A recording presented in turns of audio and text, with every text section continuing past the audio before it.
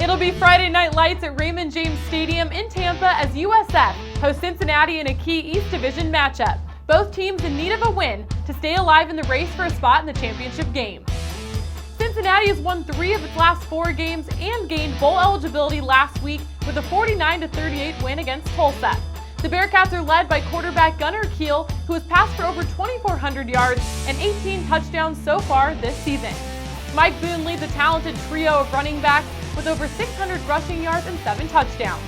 And at wideout, Shaq Washington has emerged out of a group of 6 receivers with 67 receptions for just under 800 yards and 5 touchdowns this fall. Head coach Tommy Tuberville will need these guys to step up against a USF team that's riding momentum in the final weeks of the regular season. I want our guys to enjoy the next 2 games. I want to enjoy that they've gotten better, that our seniors have done a good job of leadership with a lot of these young guys that are playing and are making plays now that we didn't count on at the beginning of the year. So we hadn't even talked about it. We're just going to take it this week and just see if we can play better, because we'll have to play a real good football game this week. And so if you take any time away from your game preparation against South Florida, we'll end up on the short end of the stick. The Bearcats still have a shot to play in the American Football Championship, but would need to forge a 3-way tie atop the East Division with Temple and either USF or UConn, or a 4-way tie with those teams. Cincinnati has gone 5-1 at Nippert Stadium and is 1-3 on the road this year. And they'll have to face a tough environment at Ray J, fans coming off an exciting win over then number 21, Temple, last Saturday. USF has won 4 of its last 5 games after a 44-23 victory against the Owls in Week 11. The win was the Bulls' first against a ranked opponent since 2011 to become bowl eligible for the first time since 2010.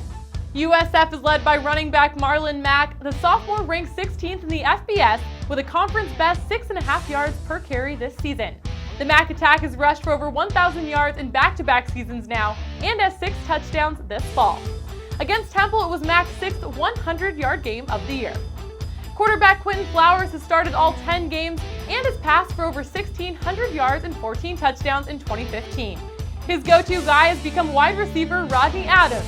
Adams has 31 receptions for 575 yards and 7 touchdowns and has made very athletic key plays for USF this year. Adams has had a touchdown in 5 of his last 6 games. It's going to be another big challenge. It doesn't get any easier. You go and you have a big win, like, yeah, we got that. It get easier. It doesn't get any easier, and that's this conference. You got to come ready to play each and every week, because everybody's good enough to beat you. This year's group has posted the most conference wins of any USF team since 2007, and their 44 points against Temple was the most in a league game since 2008. And the good part for head coach Willie Taggart, his underclassmen lead the team in nearly every category. USF's rushing offense is 15th in the FBS, while the Bulls' defense has held their own and are ranked 12th in the nation in tackles for loss per game. Friday's game will be the 12th matchup between Cincinnati and USF. The schools first met in 2003 and have played each year since. The Bearcats hold an 8-3 series lead after last year's 34-17 win in Paul Brown Stadium, while the Bulls took the last meeting in Tampa 26-20.